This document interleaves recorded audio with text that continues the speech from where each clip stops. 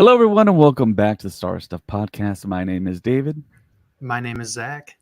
and this is where we talk all things Star Wars. And I'd like to welcome all the new subscribers that we have obtained this last weekend due to working the booth at the Superhero Comic Con in San Antonio, Texas. And it was fantastic. It was 4 days of nothing but fun, nothing but meeting new people, meeting listeners of the podcast. It was just incredible. Give it away stuff, seeing old faces, seeing new faces.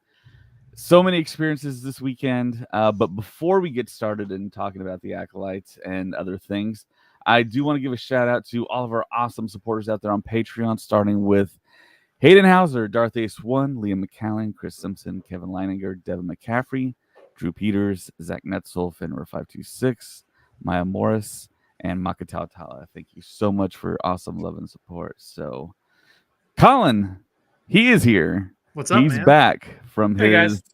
death-defying adventure, and I know he's got a lot to talk about there.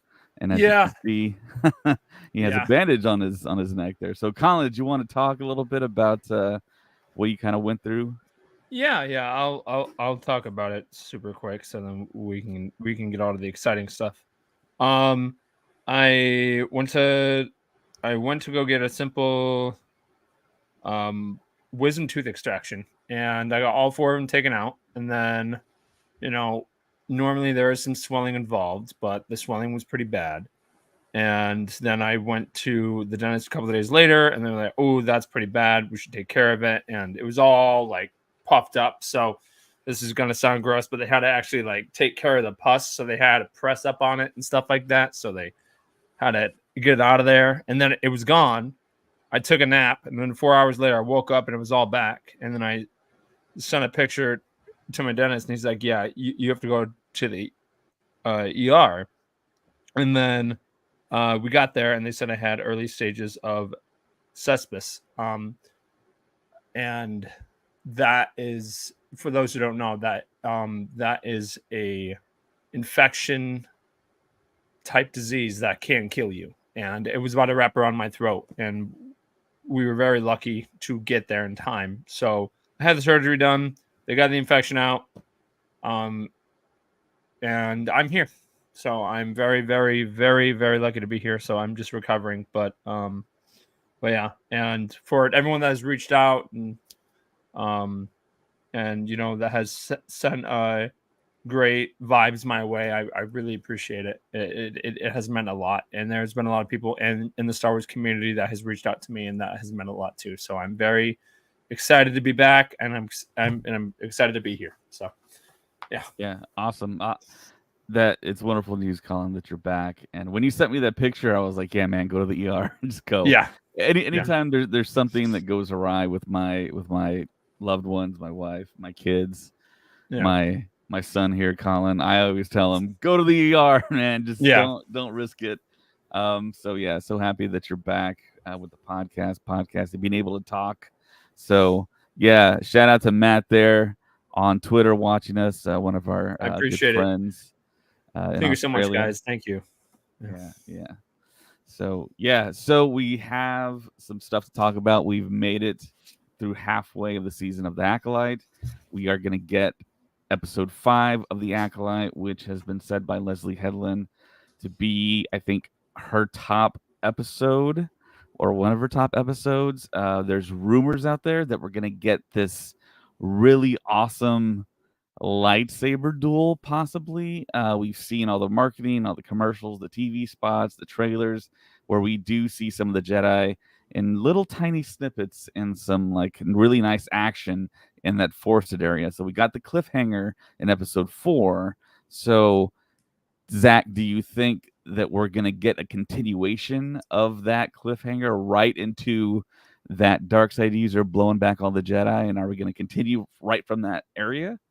Boy, do I hope so. I mean, we were all sitting and waiting for it as the time got closer to the episode ending last week. We're all just like, okay, come on, let's see some action. Let's see some action. The story's been building up, and then we see the credits roll after all the lightsabers come out and the Jedi get pushed back by I guess you could say Smilo Ren or whatever you want to call him, because we don't know who that is potentially. But yeah, I think it'll pick right back up, and I don't think we'll get a flashback episode. I guess right now maybe we'll get some flashback bits after this action sequence ends. Maybe we'll get some more answers, but I think we'll start off with a solid action sequence. What I'm really looking forward to. I've heard through the grapevine that there's some sort of lightsaber dueling that rivals the prequels in a sense, and I want to see that. That's what I've heard. I guess I've got no source, so don't take that as gospel. But I get excited hearing that, so we'll see how it goes.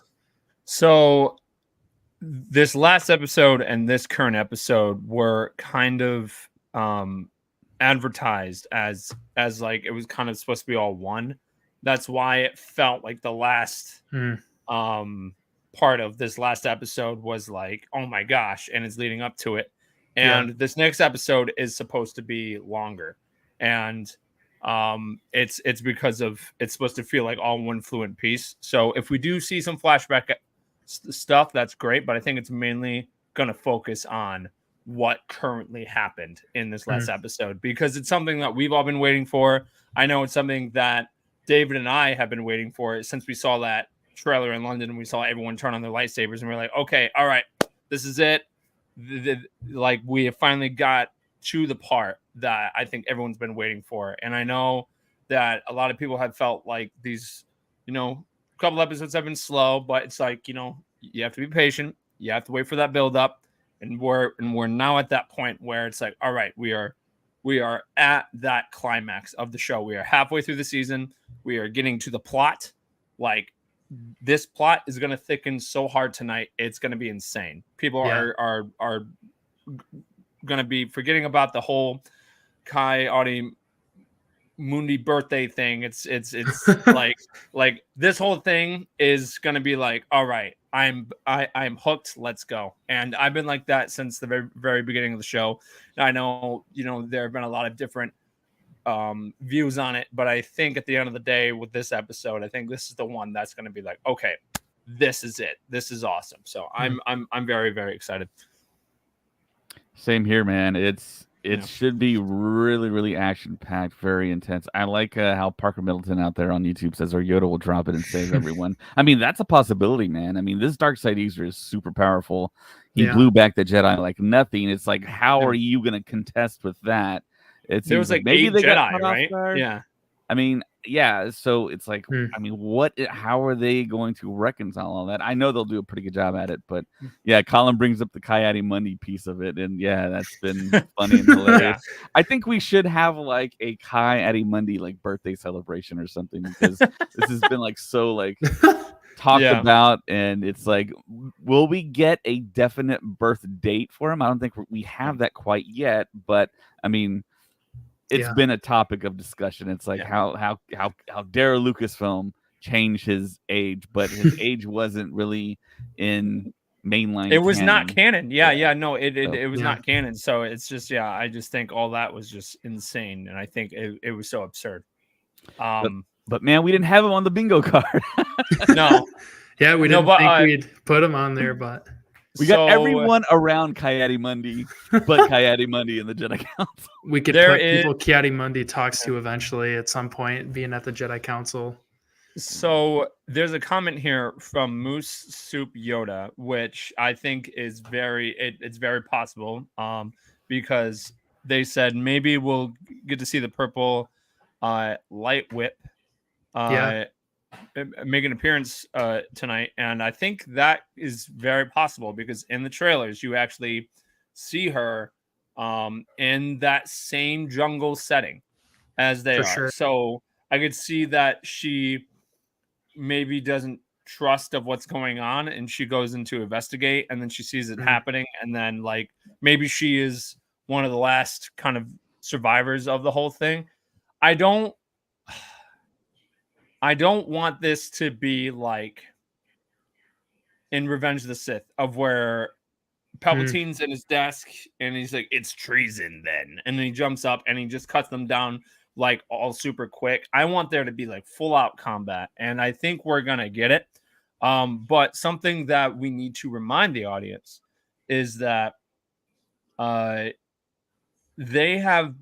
do practice like lightsaber to lightsaber combat, but it's not very common. And in the back of the Jedi's, in their mind, they're never gonna fight someone that has another lightsaber. That's really never gonna happen. It's not common practice as we get to where we are in the prequels. So right now in this timeline, there's no Sith. So when this person shows up, I'm not expecting it to be like, oh, I'm skilled, I'm ready to go, because they're not used to fighting other Force wielders. Just because the Sith have been extinct. So it's gonna be really interesting to see how this lightsaber fight is gonna go down. Yeah. For sure, man. I was definitely thinking about a lot of the same stuff. Was listening to the breakdown that Dave and Carl were doing, and in my head, I'm like, man, like you said, Colin, I hope we don't have 4 Jedi Masters pull up and they all get right, sliced down in 10 seconds. But yeah, I also heard Carl mention something that I really liked. All the red shirts are potentially toast, because we don't really. I know it's a Star Trek reference, but it's how dare you say? Kind of interesting to think about what could happen, who could die. Maybe Venestra does show up. That'd be really cool. I was also thinking the same thing, along with Moose Soup Yoda, because I think we see that setting in the trailer as well. She wanted to go with Soul on this mission initially, didn't she? And Soul was like, this is my, I guess, past coming back to bite me in the butt. Let me take care of that. Is that kind of how that went down? I'm trying to remember. I think that's kind of the general feeling that you get, that they're trying to atone for something. Yeah, because I wonder if she's just like, you know what, I gotta go, feel a disturbance in the Force type thing, and zooms out there. It'd be sweet to see her show up. I know we all want to see that light whip that we've been teased. Yeah, so last week we got the kind of character bio of Basil before the episode, and I kind of went over it in the pre-show. And of course, we got Basil. So if you go back to StarWars.com, they kind of updated some of the bios, and they do have Vernestra Rowe kind of featured prominent. So maybe we're going to get more Vernestra Rowe stuff tonight. Yeah. Possibly. We still have yet to see the special lightsaber that was created especially for the ACOLYTE series. So I don't think anyone knows exactly what that is, what it looks like, how it functions. So that's still a surprise. Also, this is a brand new episode that no media, no screeners have been privy to. So this is going to be all new stuff. We're all going to take it in simultaneously, other than the creators at Lucasfilm. So should be really exciting. And Colin touched on it, just the length of the episodes. It's like, oh man, that last episode was so short, but what, like Colin said, it was kind of like a part one of a two-part kind of plot that they had kind of going in the middle of the season here. So it's a good way to word it. All these episodes, man, if they were just like an hour long, just give us an hour. I mean, they're spending a lot of money here. And I will say, man, I was not happy with the way that they killed Kelnaka. If they were going to kill someone like that, they should have done it on screen, not off screen. I was so mad. Yeah. I was laying in the hospital, and I was sitting there, and I was like, you got to be kidding me. This is I was like, this is worse than my situation. How can you do this? I was so mad. But we know that there are still flashback scenes, and there's an actual kind of clip of where it looks like Kelnaka is maybe fighting Saul. So that should be interesting. Maybe there's some witchcraft that's in work, and maybe he's possessed or something. Like who knows? But I'm really, really excited to see that episode, and I'm excited to see him in action, because unfortunately we didn't get to see him in action in the present. So it's going to be awesome to see him. I think that's the popular belief, that it's going to be Jedi on Jedi attacking at Brendok before it goes down in flames. So when we get that, maybe tonight, definitely sometime in the future. But I think everyone is amped up to see this lightsaber battle that's been very, very hyped up. So we shall see about that. So I do want to talk a little bit about this weekend at Superhero Comic-Con in San Antonio. I think Colin was the person with the original idea of approaching Sam Witwer, who was one of the special guests there, and getting his autograph on a couple of Darth Maul lightsabers that we have that we're going to eventually give away on the podcast. But then we got SpaceCon in October, which Zach and Colin, if all goes well to plan, they will be flying down from Michigan to Texas to join me and go into SpaceCon, and then we will get Ray Park's signature on the same lightsaber. So it's going to be 2 Mauls on one saber, and it's going to be 2 sabers. So we'll do giveaways there, probably at SpaceCon. So we will most likely either be sharing a booth with Countdown to the Geekcast, or we might have the booth right next to him. We still need to iron out those details, but we will be there for sure. Colin, of course, will be there, hopefully in his Wookiee cosplay, in his Chewbacca cosplay, to be specific. We'll see. So, yeah, plus we should have some more costume characters, screen-accurate costume characters at our booth, and it was just a total success, y'all. These last 4 days, I was able to talk to a lot of people, get a lot of people subscribed to YouTube. Some might actually be watching us right now. I did the chance cube game where you get Watto's chance cubes and you roll them. And I had 2, the 2 that you can buy from Galaxy's Edge. They rolled them. I said, if you get solids, you get a pack of Dark Side, Light Side Oreos. And I had a bunch of those. I think I ordered 100 boxes of 10 a piece. So it almost went the entire time, but they almost lasted the entire time. But yeah, that was a big hit. I had the buttons that I gave out that I got from Star Wars Night all the way back in 2022. I still had a bunch of those left over. If you remember, Colin, they were just handing those out, and they told me I could take however many I wanted. So I just got a big Disney bag, and I filled it up. And see, at that trip, I actually didn't fly. I drove. So I had the luxury of taking a huge bag and just sticking it into my trunk. So that worked out. I handed out the rest of those. I bought some little Grogu figures and was able to have those as the third prize. If you rolled a solid red or blue 3 times in a row, you got that. And then I had Funko Pops if you did 4 times in a row. So when a lot of people were able to do it, some people somehow I let them roll multiple times and they could not get all solids. I don't know. It was very, very unique.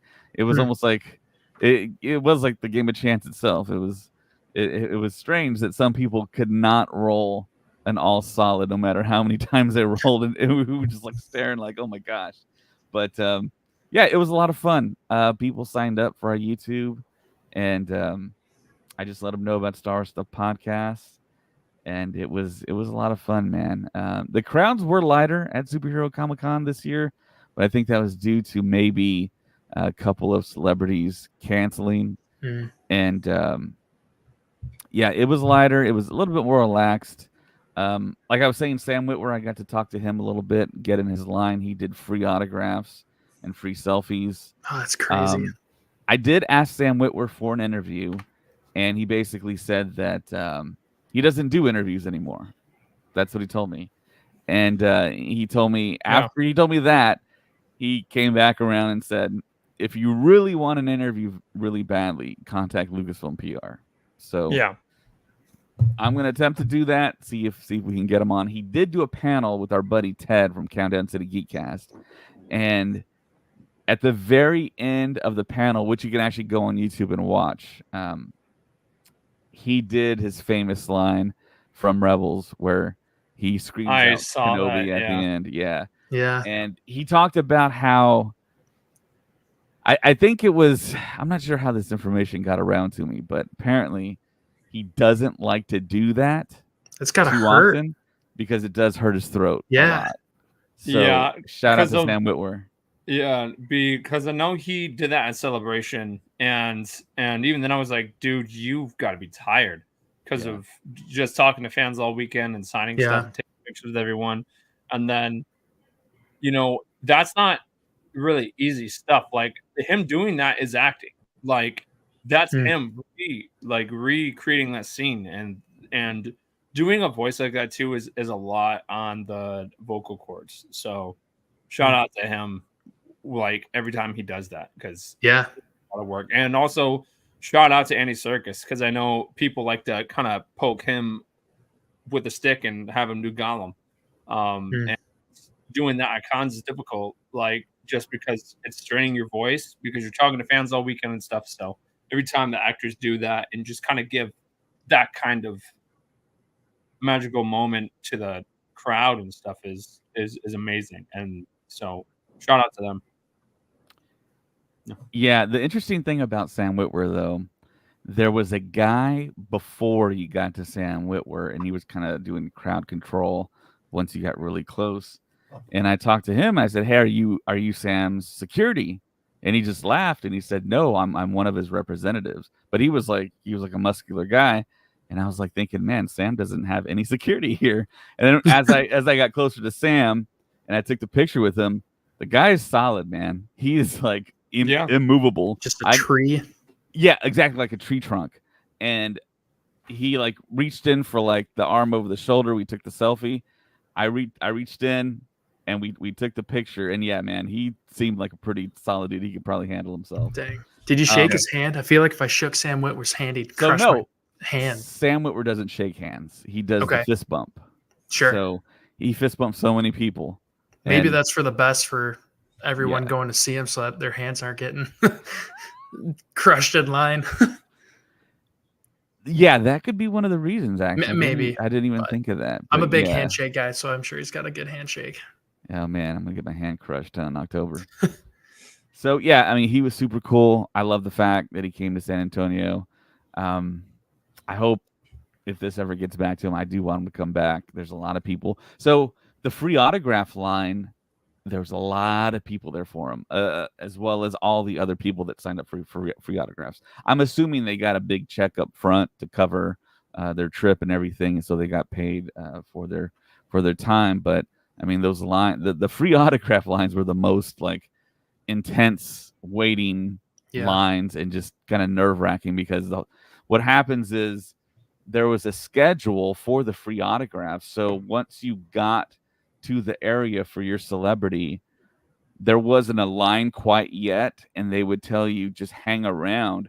So naturally a line would start to form that wasn't the actual line, but you just didn't know which kind of designated aisle / row / future line was going to be the line for the first people. So once they did that, it was like a mad dash to get to the front of the line. And there's a guy with like dragging like a wagon, and one of the wheels caught one of the like rope columns. It's like a metal, and it fell, and he stopped the whole line right in front of me.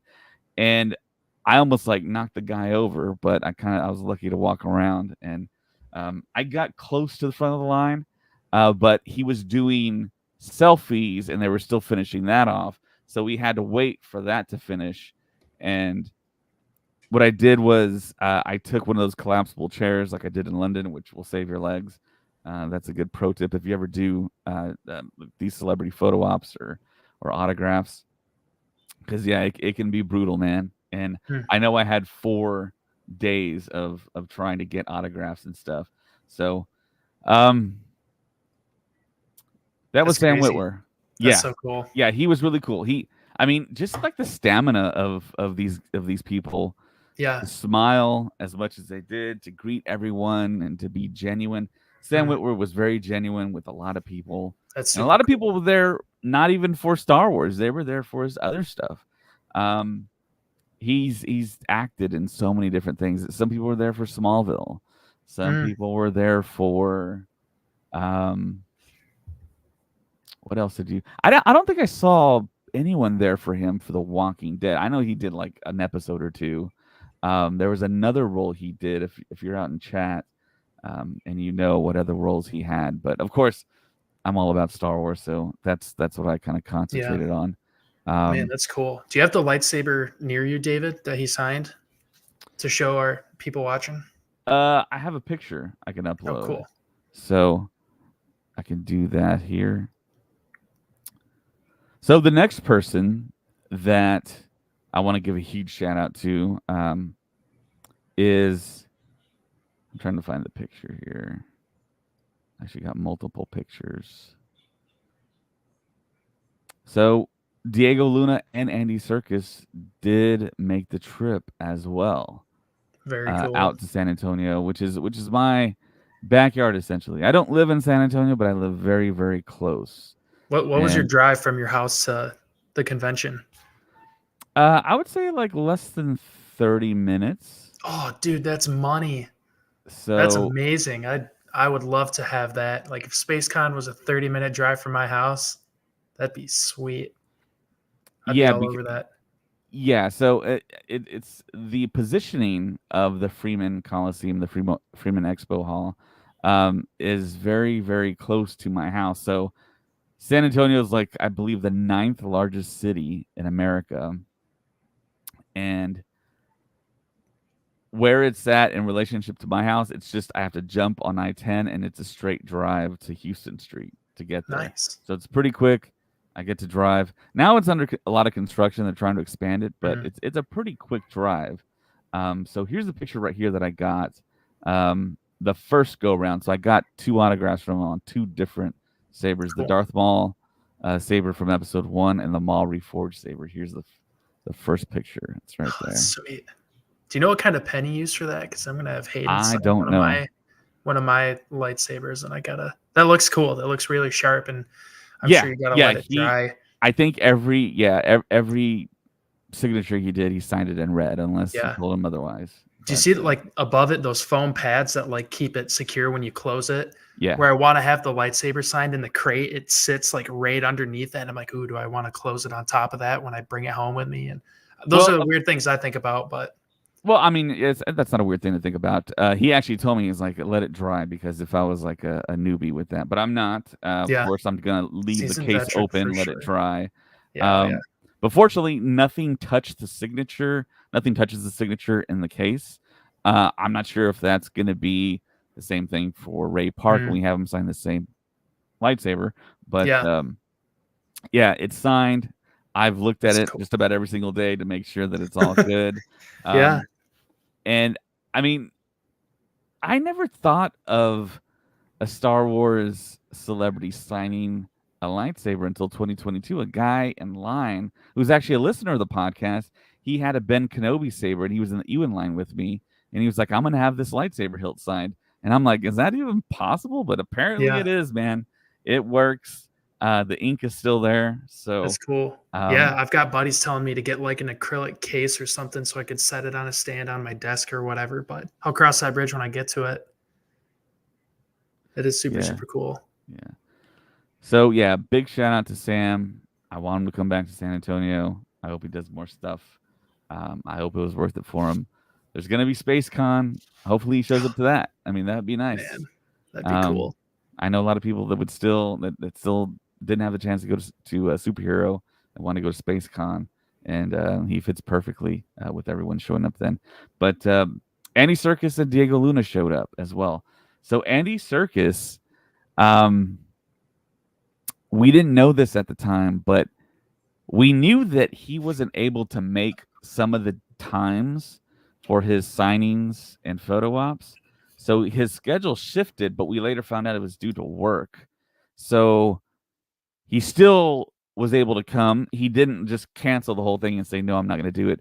So we found out that he flew 17 hours on a plane to get to San Antonio. Wow. That's and commitment. Yeah, man. It was incredible, man, to see him. And he still had all the energy. He still had brought all the juice. I mean, he was still Andy Serkis, the typical guy you see in all these panels and interviews. But thinking back on it, I mean, maybe he was fighting the jet lag. I don't know where he came from that was 17 hours away. Maybe I don't know, man. All I can think is Asia, but not America. Yeah. So he did a panel. He said, I think he went straight from the plane. He ended up in Dallas, then from Dallas to San Antonio, got off the plane in San Antonio, just started doing autographs and photo ops. Nice. Then Ted from Countdown to the Geekcast did his panel. You can watch it on YouTube. We were notified that Andy didn't want to be driven in a golf cart around the building to get to the stage. He wanted to walk through the show floor. Wow. So once we found that out, we like got out of backstage, and the audience was packed. We walked to the back of the audience, and it's like, are these people just gonna figure out what's going on? And Yeah. it seemed like they didn't. And it's like, we have our cameras up, like pointing back there, and I looked in the audience, and no one took a look back or anything. But we knew he was. We just didn't know which aisle he was gonna walk down. But then we saw like a lot of people, like his entourage essentially, and then Bob Wills, the owner of the convention, he was there.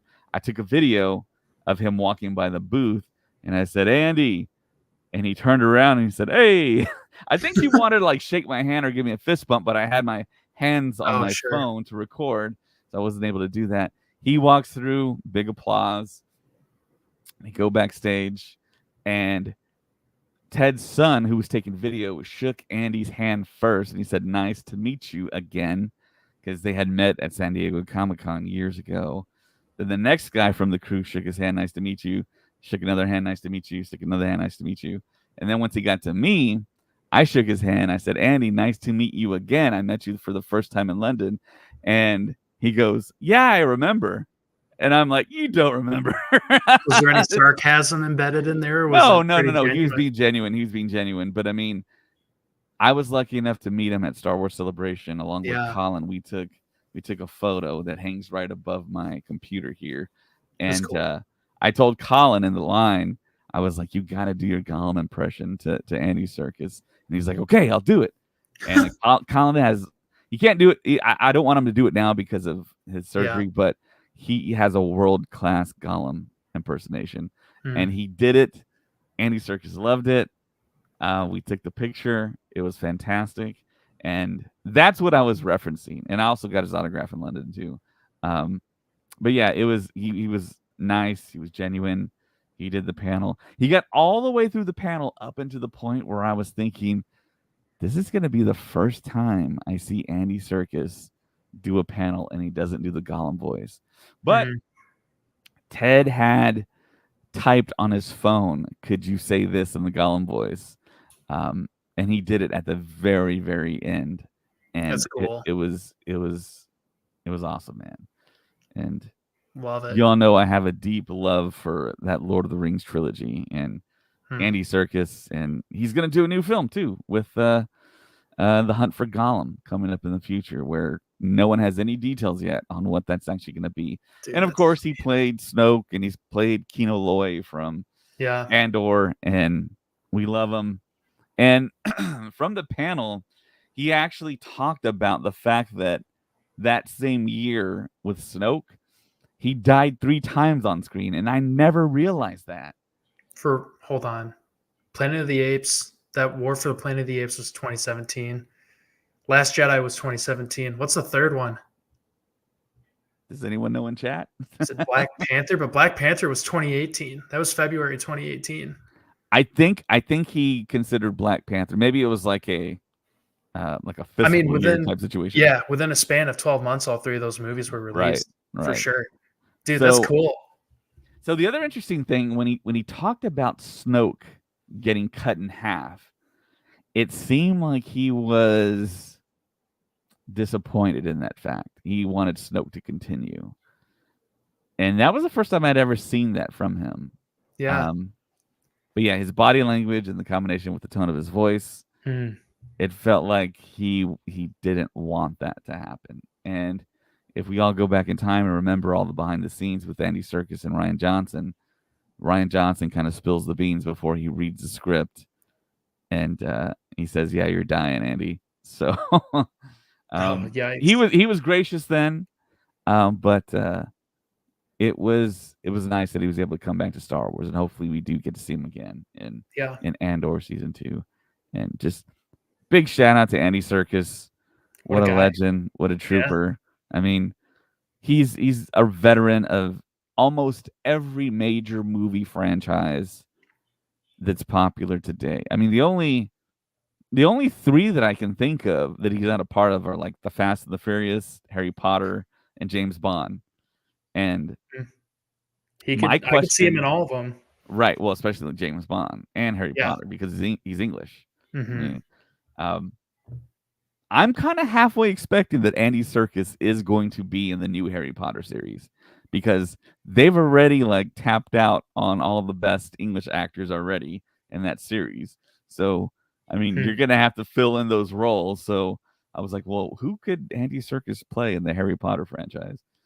Yeah. That was, yeah, that's That's a my good question. question. Yeah. I don't know. Yeah, Noah Richer out there on YouTube says Serkis doesn't get enough love for his portrayal of Caesar. His Mm. best work, in my opinion.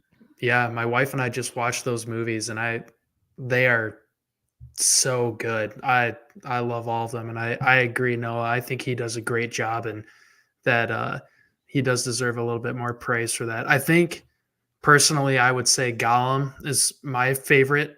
Um, I guess depiction of a character we've gotten for mocap and voicing and all that stuff for Andy Serkis, but Caesar is up there. Caesar's really, really good. Yeah, Parker Middleton on YouTube says Sirius Black, Mm, that would be cool. Who played Sirius Black? Gary Uh, Oldman. oh yeah, Commissioner Gordon from Dark Knight trilogy, right? Yep, and Andy Serkis Yeah, is now the new Alfred in the new yeah. Batman. Man, that'd be cool. Sirius Black would be sweet to have Andy Serkis show up and take that role on Yeah, in some way. I don't know that how, but yeah, I would love to see that. And yeah. he's. I mean, you see him in person, and it's just like wow. It's like he looks like what he looks like on screen. And I We're- talk about that, and I'm not sure a lot of people get that sometimes, but when you Yeah. see people that you've seen on TV, sometimes they don't look the same per se. I bet he doesn't look like Gollum. I'll tell you that for free. But how Well, the wizards over there at Weta Workshop did try and make Gollum resemble Andy, and I think if you in the see the beginning behind of the Return scenes, of the King, for sure. yeah, they talk about how they tried to like make him look like Andy Serkis, but when Andy Mhm. Serkis talked about how um, similarly he looks to Andy, he said it was like a mixture of his newborn and his grandfather, and that's what Gollum kind of Mhm. resembled. So that was really How interesting.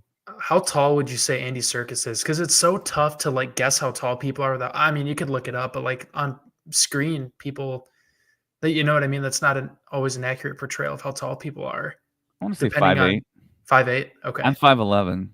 fair enough. I mean, I'm 6'6", so I always think about that kind of thing. Like, would I tower over this guy? Would I look him in the eye? What you know Yeah, what I mean? Like, that's just the kind of weird stuff I think about. But yeah. that's cool. So I think this actually might be Ted here from Countdown City Geeks. Love Caesar and his other characters. His Kong performance, it's really high for me since he Mhm. conveyed so much emotion with no dialogue. Yeah, that's another big franchise he's in, King Kong, that a lot of people kind of forget. But yeah, he did the performance capture for that. That's cool. I didn't know that. I feel like a fake fan. So yeah, no, Richard on YouTube says, how tall is he? I picture him being like 6'2". He's not that tall.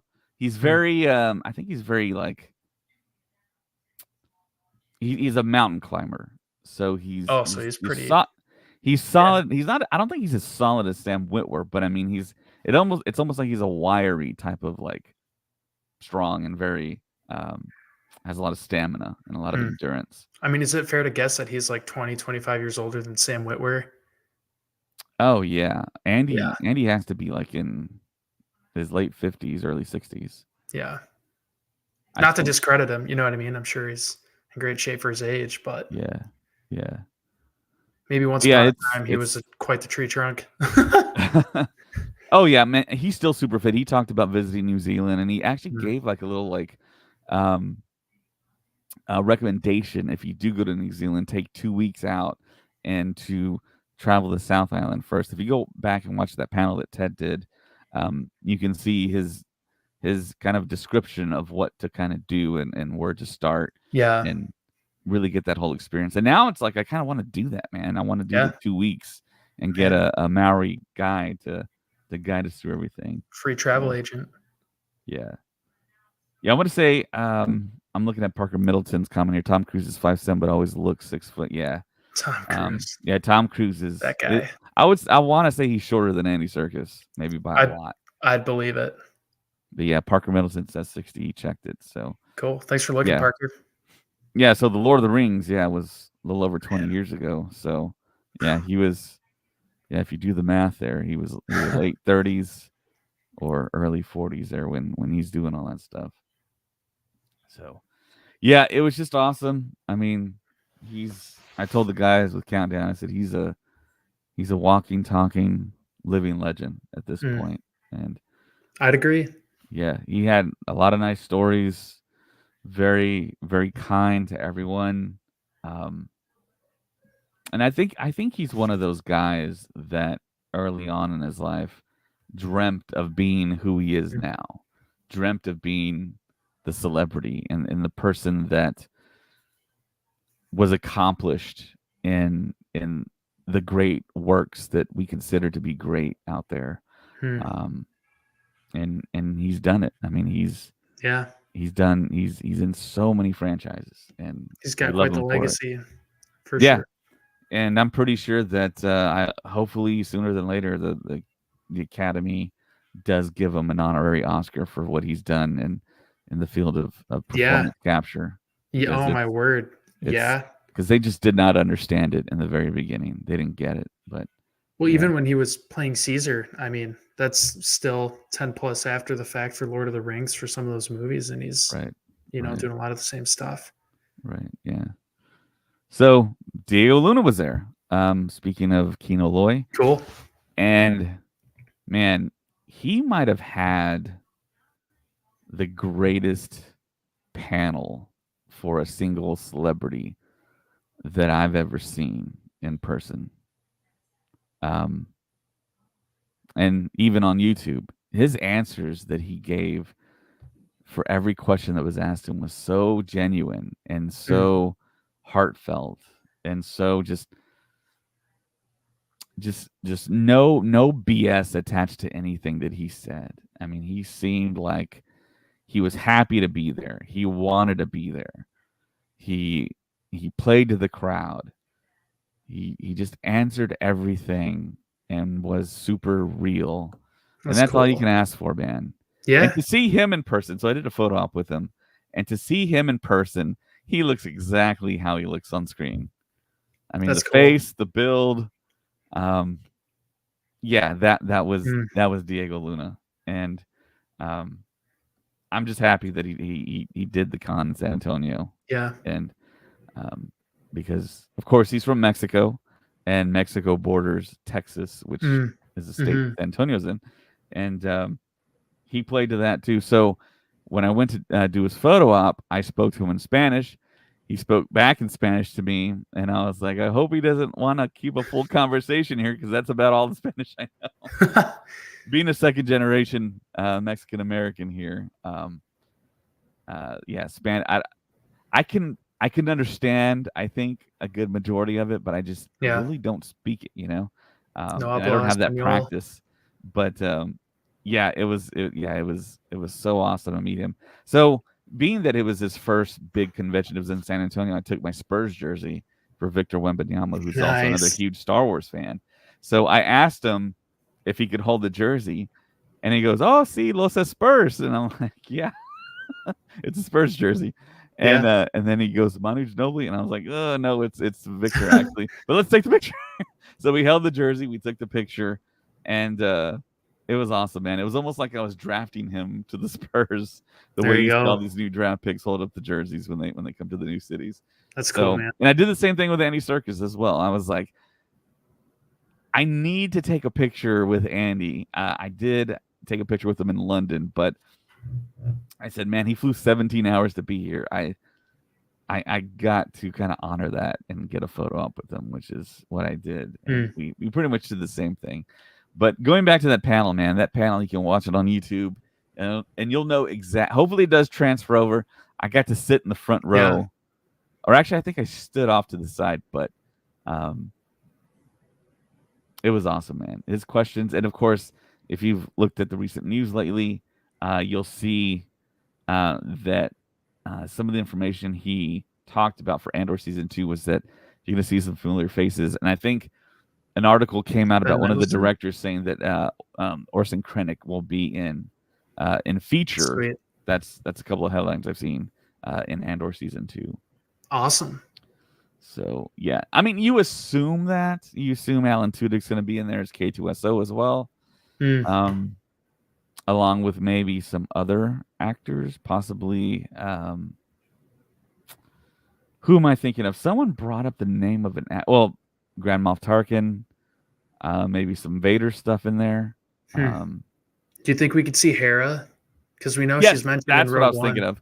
Okay, Rebels actors. that'd be cool to see Mary Elizabeth Winstead pull up in Andor season 2. Yeah, that would be very cool. Very, Be very sweet cool. if she like roped him into it, the rebellion a little bit. Do we know how he joined the rebellion? I know he talked about being in a fight since he was like 6 years old or something like that, but I don't know if that was alluding to the rebellion. Yeah, Musu Pioda says Saw Gerrera. Yeah, definitely. Saw Gerrera, yeah. Yeah, Need to see some more of him. we're gonna have to see more of him. So yeah, super exciting for Andor coming out Cool. next year at some point. They have a lot of time to get that right. So yeah, those experiences were fantastic. I got to see him up close in person, talk to him a Man, little bit. that's sweet, dude. I'm So happy for you. I can't wait to have hopefully just as cool, if not cooler, experiences with SpaceCon potentially. I don't want to. I don't know. This is my first like huge convention, so I'm like insanely giddy. You know that because I text you about it like every day. But I'm ready, man. Can't wait. yeah, Parker Middleton says Borg Gullet or whatever it's called. Yeah, yeah. Isn't that Kiadi Mundi? We got more of him last Yeah, week. so the actor that played Ki-Adi-Mundi in that last episode of The Acolyte was actually the puppeteer of Borg Gullet. Here we He's go. also puppeteered other stuff as well. I think his name is Matthew Arnold. If I think it's Arnold, but I'm not sure about the first name. I could have sworn it was the same guy from the prequels because he looked like exactly like Kiadi Mundi from the prequels, as I remember. But I mean, hair and makeup artists are talented, so I'm sure that factored in a ton. Right. Yeah, the guy from the prequels was Silas Carson, who, Okay. if you watch the documentary at the beginning, he was very funny. He actually played Newt Gunray as well. He was underneath the prosthetics. Wait, seriously? I Yeah. never knew that. That's cool. Yeah. Huh. And yeah, you got to watch that that documentary on the episode 1 DVD, the beginning. Yeah. And yeah, he's quite funny in the few lines that he had. Did he do the voice too, or just the stand-in? No, I don't think he did the voice at all. Okay. At least I don't think. I don't know about that. That was never something Yeah. that was out there and easily learned.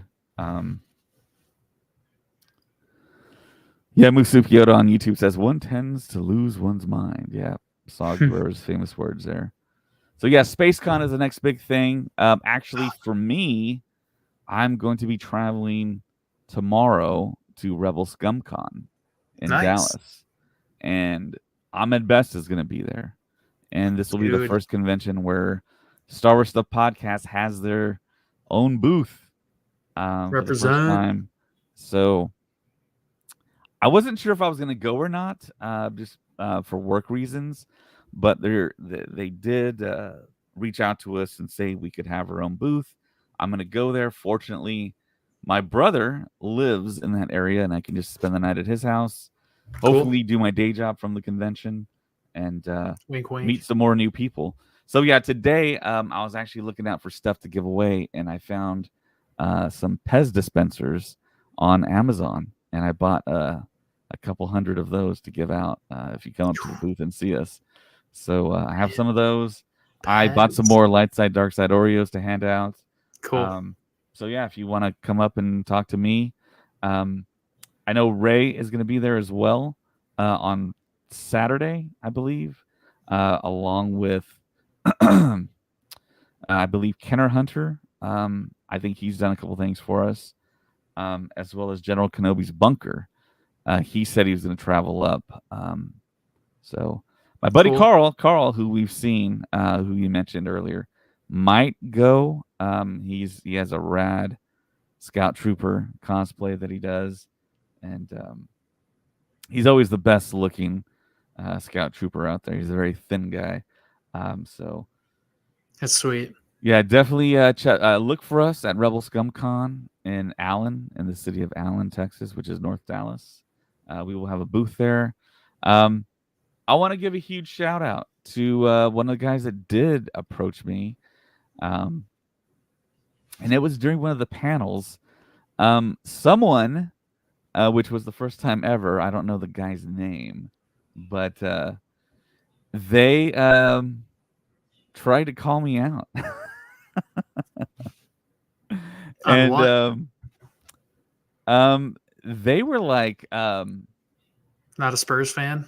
no. They tried to call me out in regards to the podcast, and it was at the end of one of the panels, either Diego or Orlando Bloom's panel, but he shouted out, "This guy loves the Acolyte," and I was like, "Okay."